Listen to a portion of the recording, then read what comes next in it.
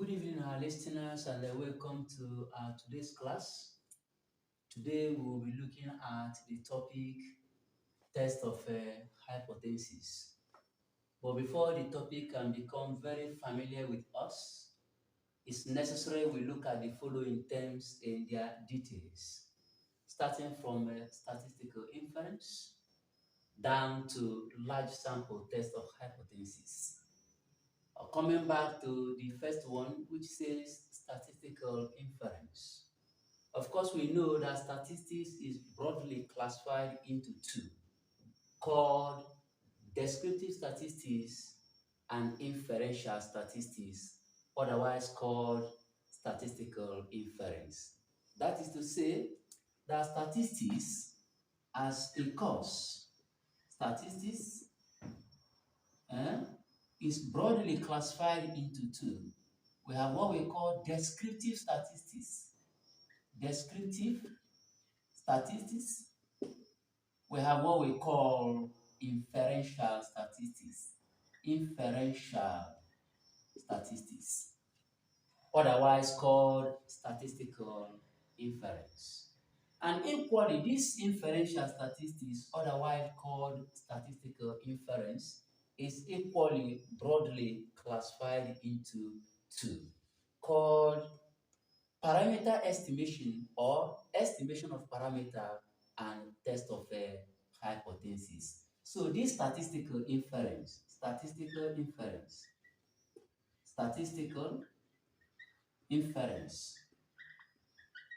is equally classified into two. We have what we call estimation of parameter, estimation of parameter, and the test of hypothesis, test of hypothesis. Then what really do we call estimation of parameter? In estimation of parameter, our interest is to, from a sample drawn from a population, obtain an estimate that can represent the value of the population parameter. Or we go ahead to obtain interval estimates that is going to include the population parameter. That is equally what we do in estimation. And that's the reason why under this estimation, we have what we call point estimation and interval estimation. What we call what? Point estimation. Point estimation. And what we call interval estimation. Interval estimation. Like I had already said, in point estimation, our interest is to obtain a specific estimate from the sample observations that is going to be used to represent the value of a population parameter. That is what we do in point estimates, a specific value. But in interval estimation, rather than going for a specific value, we are going to get estimate of interval, what we call interval estimates, that with a very high probability is going to bound the population parameter. And this interval estimate can easily be called the lower confidence interval and the upper confidence interval.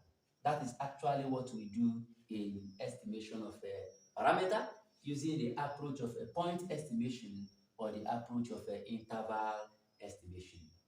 What then do we call test of hypothesis? In test of hypothesis, our interest is to make a decision between two competing claims or hypotheses.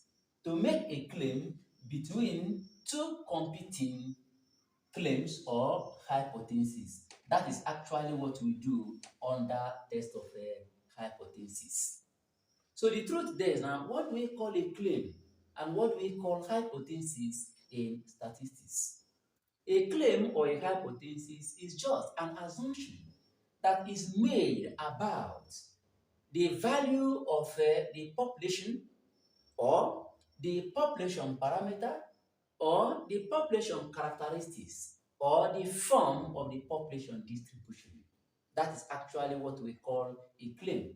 It's just an assumption, a mere assumption, that one speculates about the population parameter or the population characteristics or the form of the population distribution. That is exactly what we call the hypothesis. And then some of the following could be the example or real life examples of a population, sorry, of a hypothesis.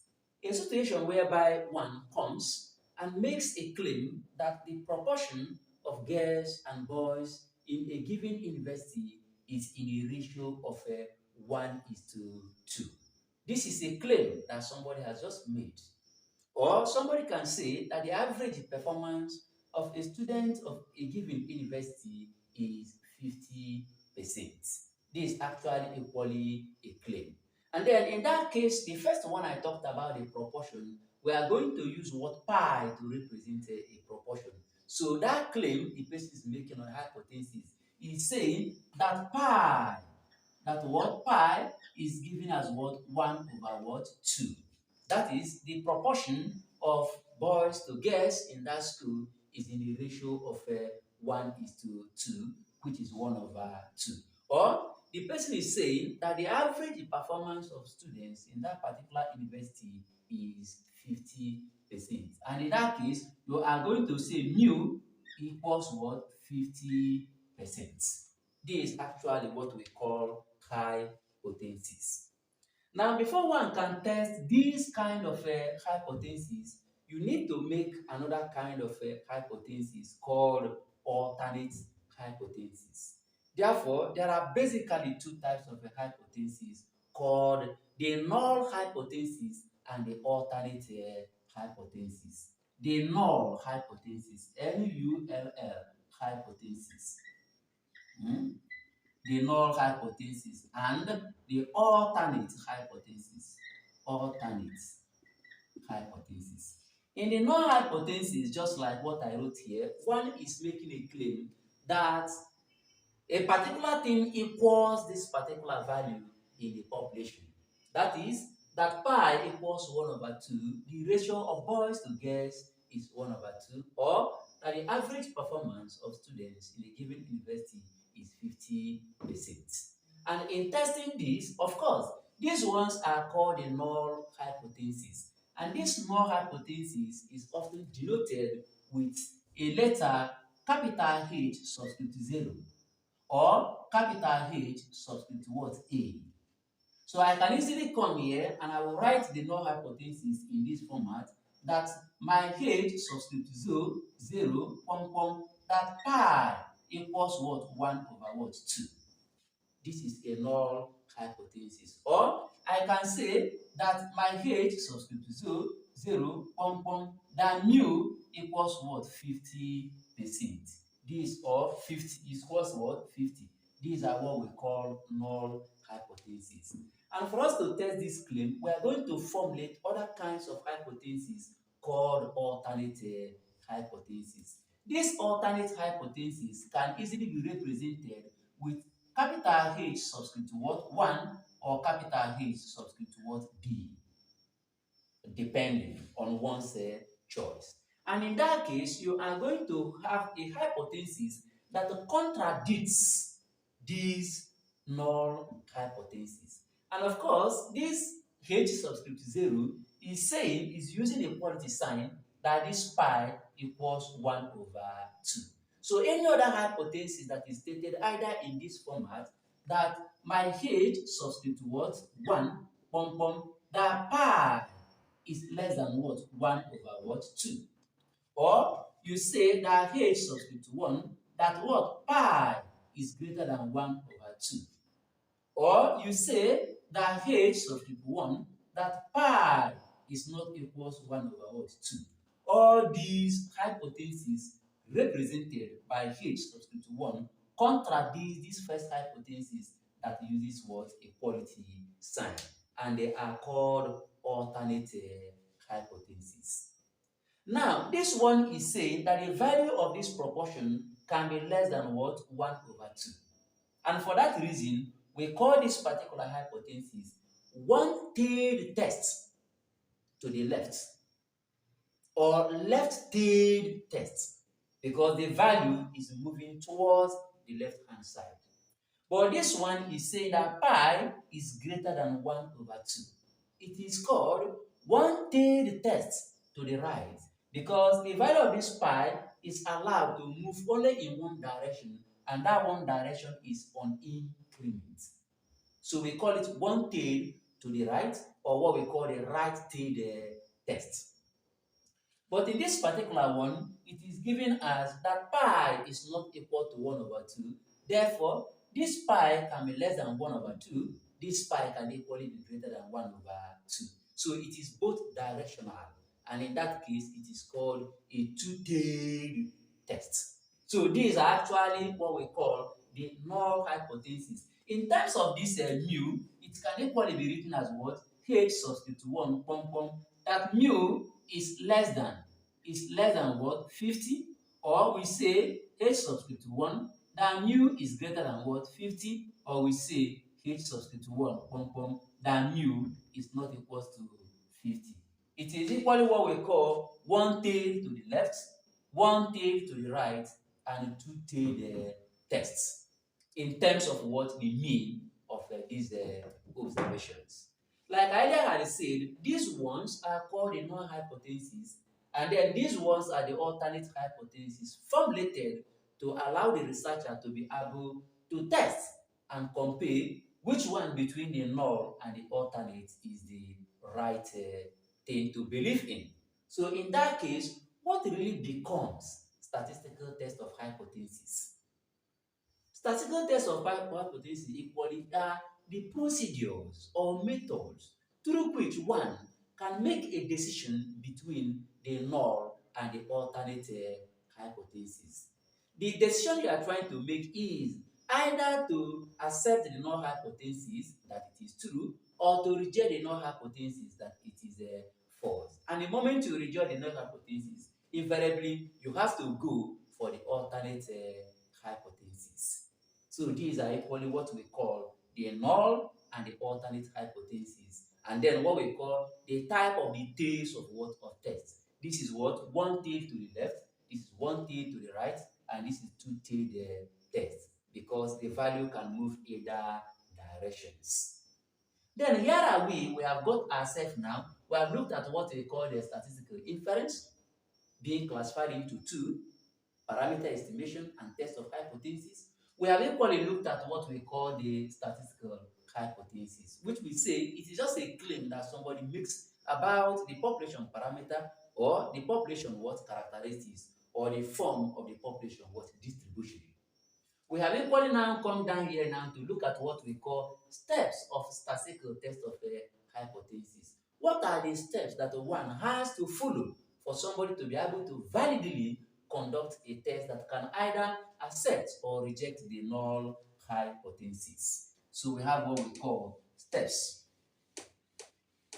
We are at the steps of a statistical null hypothesis. The first steps of a statistical null hypothesis, the very first step of the statistical null hypothesis or statistical test of hypothesis is one, state the hypothesis. What? State the hypothesis. You are going to state the hypothesis. And I'm using plural for this hypothesis because this time around you are going to state both the null and the alternate hypothesis. That is what we are going to do.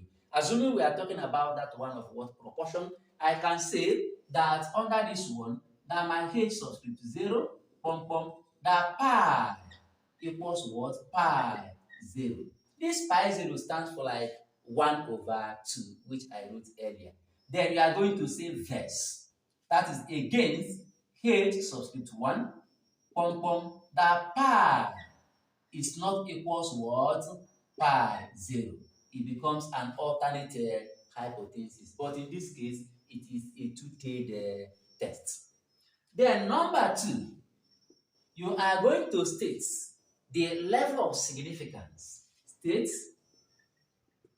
the level of significance. Significance. And of course, what is the level of the significance?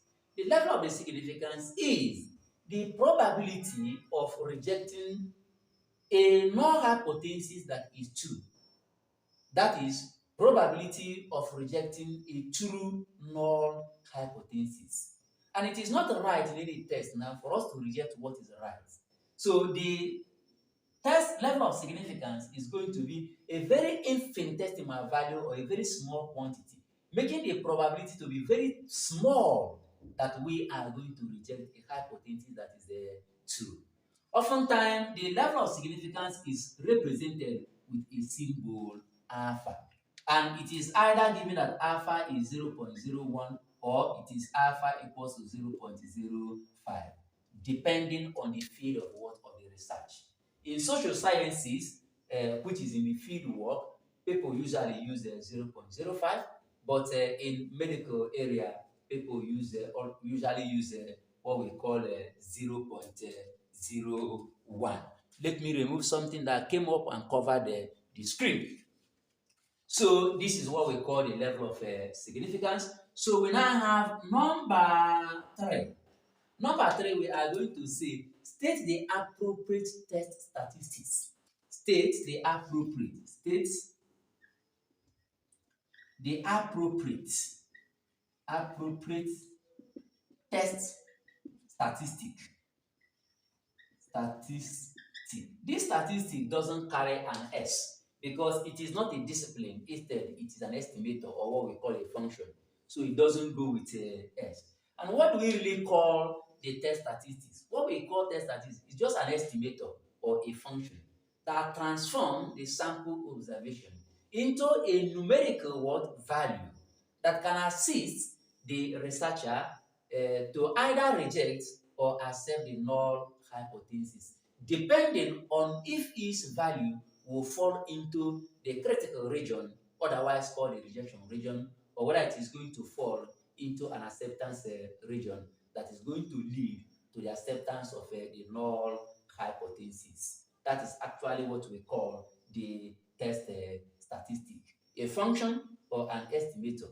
It transforms the value or the observations in the sample into a numerical value, a single numerical value that is actually going to be a decision maker on whether the null hypothesis is to be accepted or rejected. We are equally going to see it in details in our subsequent classes. We are just trying to make a very broad introduction to the test of hypothesis before we begin solving of problems. That's actually what we call test statistic. Then number 4, we are going to see state the critical region. State the critical region. State the critical region. The critical region. Of course, what we mean by the critical region is the set of all the possible values of the test statistic that is actually going to lead or suggest the rejection of the null hypothesis. That is actually what we call the critical region. And the opposite of this critical region is what we call acceptance region. We call it acceptance region.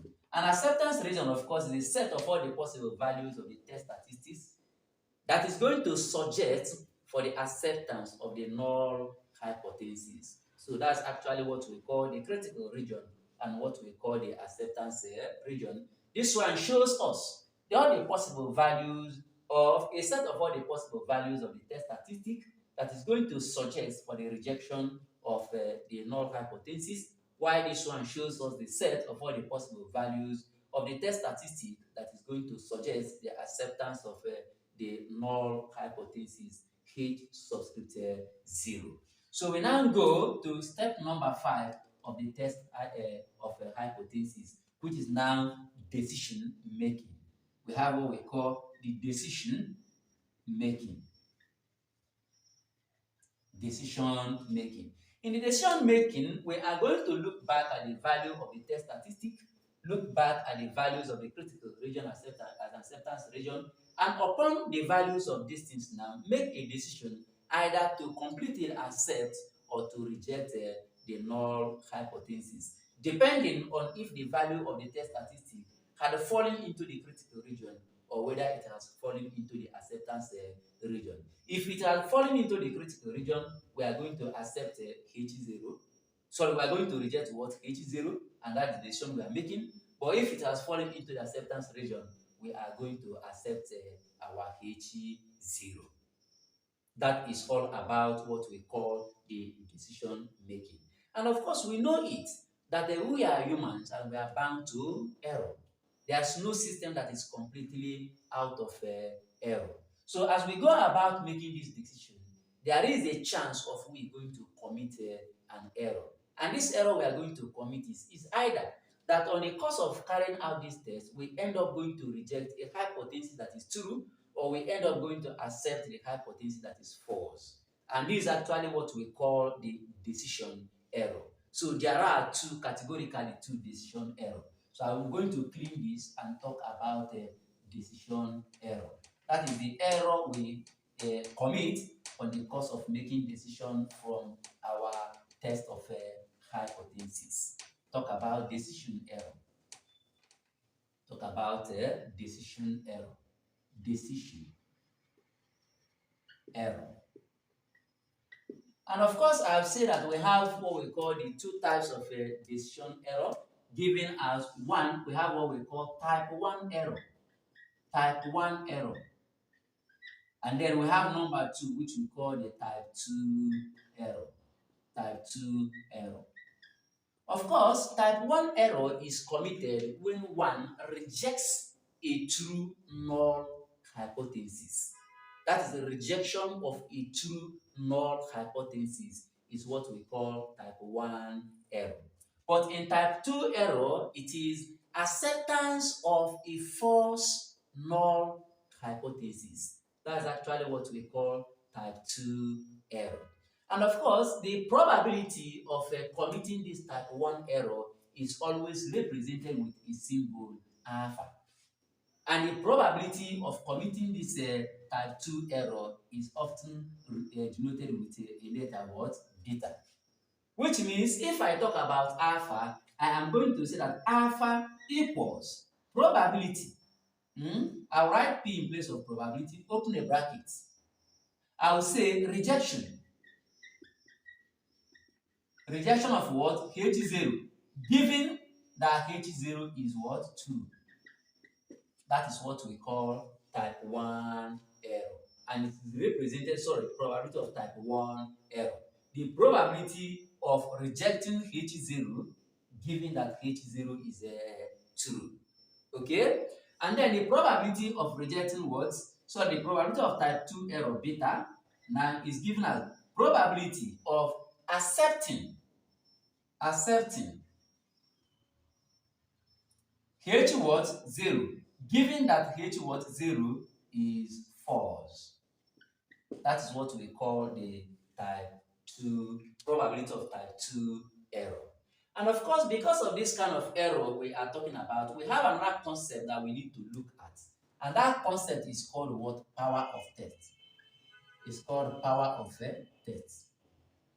Of course, when we talk about power of test, we are talking about the probability of making a correct decision.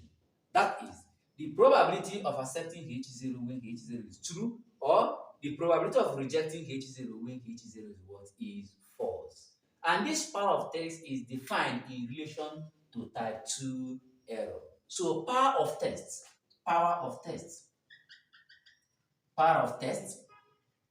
equals 1 minus what? Beta.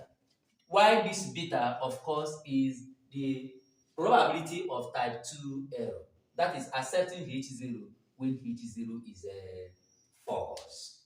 So this is actually what we call alpha in statistics. When it talks about what? A test. This is what we talk about beta, and this is what we talk about power of test. Let us try to use a diagram to see whether we can represent these things we have said in a very concise way such that we can easily remember it. Permit me to clean this area.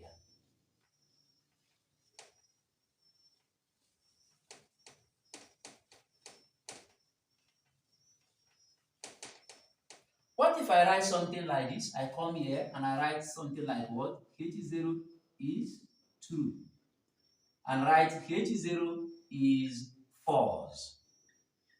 That is H0 here is false and H0 here is true. Then I will draw something like this and draw something like this. I'll come here and write what? Reject H0, reject H0, and I'll come here and write what? Accept H0, accept H0. Then I will now divide something of this kind, divide something of this kind. I have something like this.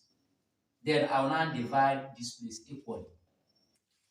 So we are now going to have, we have 4 places here, 1, 2, 3, 4. Here, H0 is true, and we are rejecting it. So you are committing type 1 error. So here is type 1 error. Type 1 error. And of course, this type 1 error is what? Is alpha. Then we come here. So here, H0 is true, and you are accepting that H0. So at this particular place, you are making correct decision. So here is what we call correct decision. Then here are we. Here my H0 is false, and you are rejecting it. So you are making a correct decision because your H0 is false, and you are ending up to reject it. So here is correct decision, correct decision. Then here your H0 is false, but you are accepting it. So you are committing type 2 error. Probability of accepting H0 when H0 is false. So we have what we call type 2 error. And of course, this my type 2 error is always given as a beta.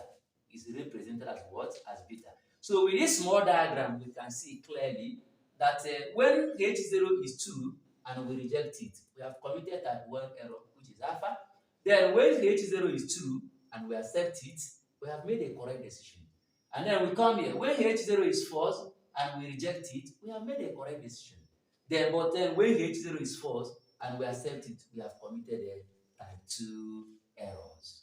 So we now look at how these things are done, because we are going to be using this thing now in our subsequent classes to make decisions about some tests.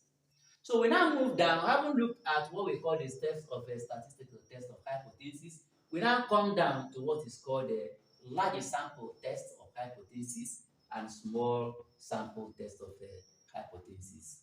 So permit me to clean this particular area.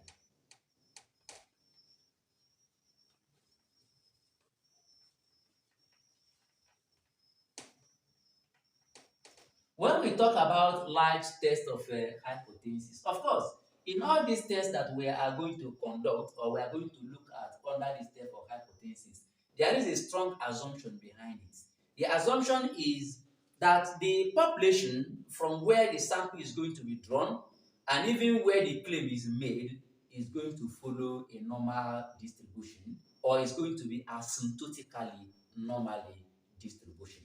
There are so many distributions that we know, but when we talk about normal distribution, we are talking about a distribution where there is a higher probability that the mean, the median, and the mode of the distribution lie at a particular place.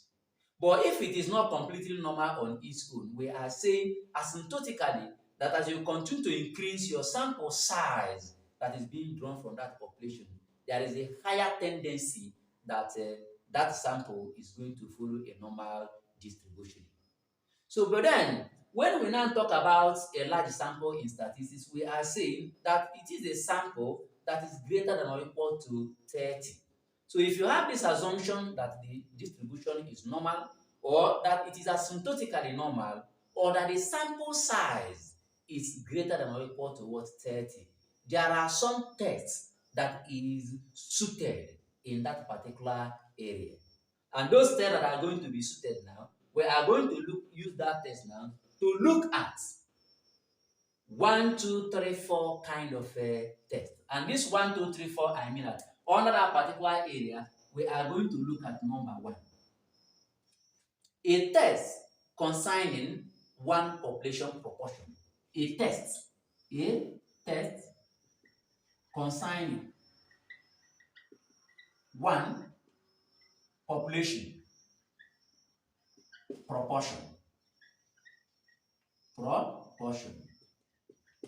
We are equally going to look at the test concerning the difference of two population proportions.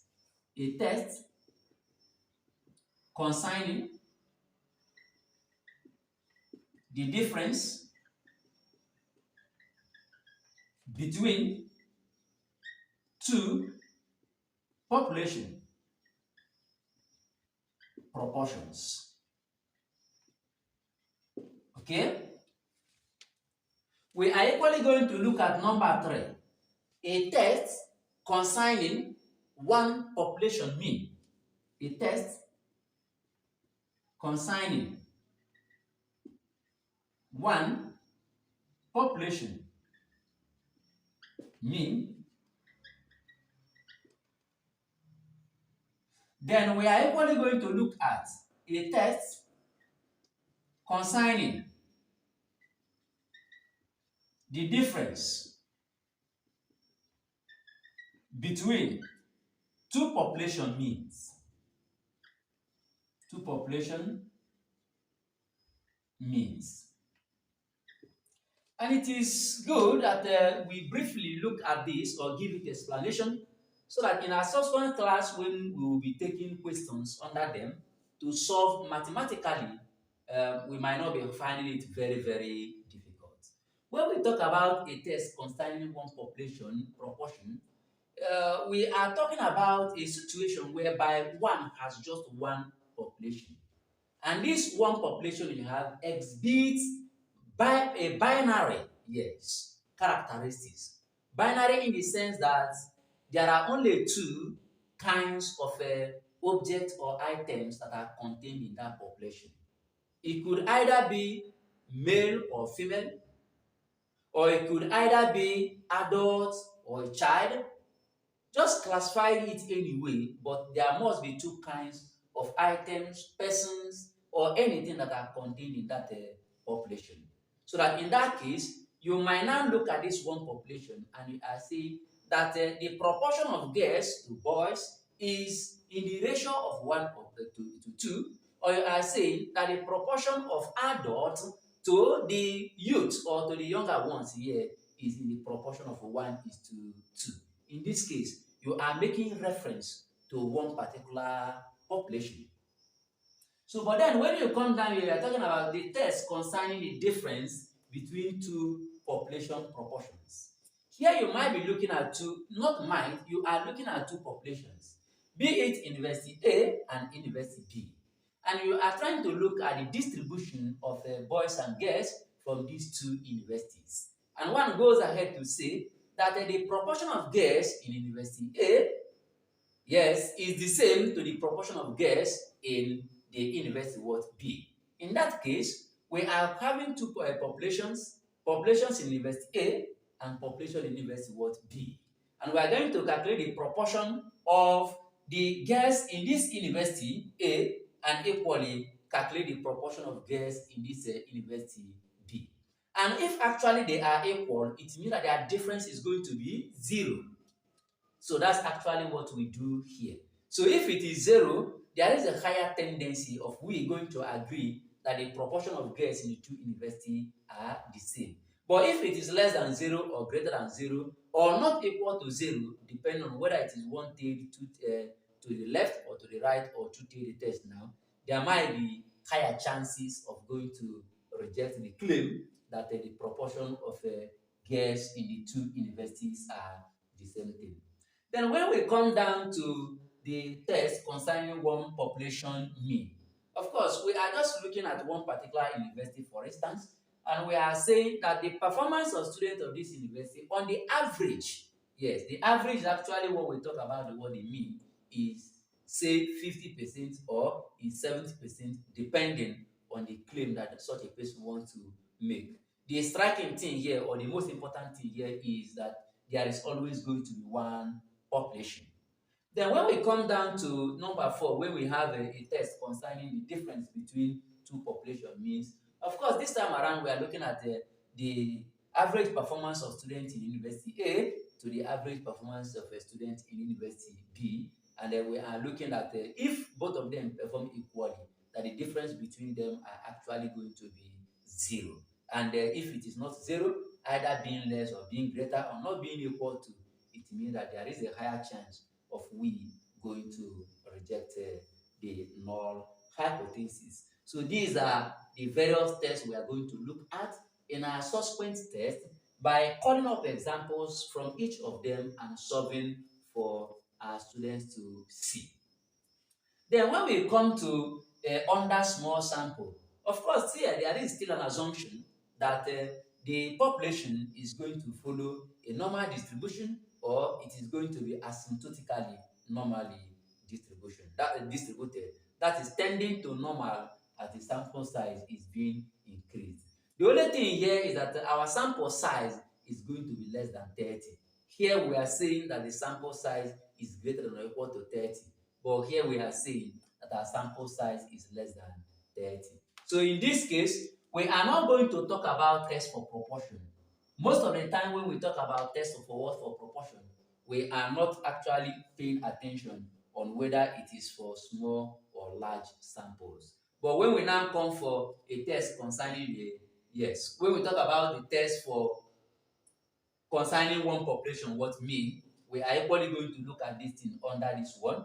When we talk about a test concerning the difference between two population means, we are equally going to talk about this. Here equally we are going to talk about the two sample, what we call the two sample t-test called the paid t-test.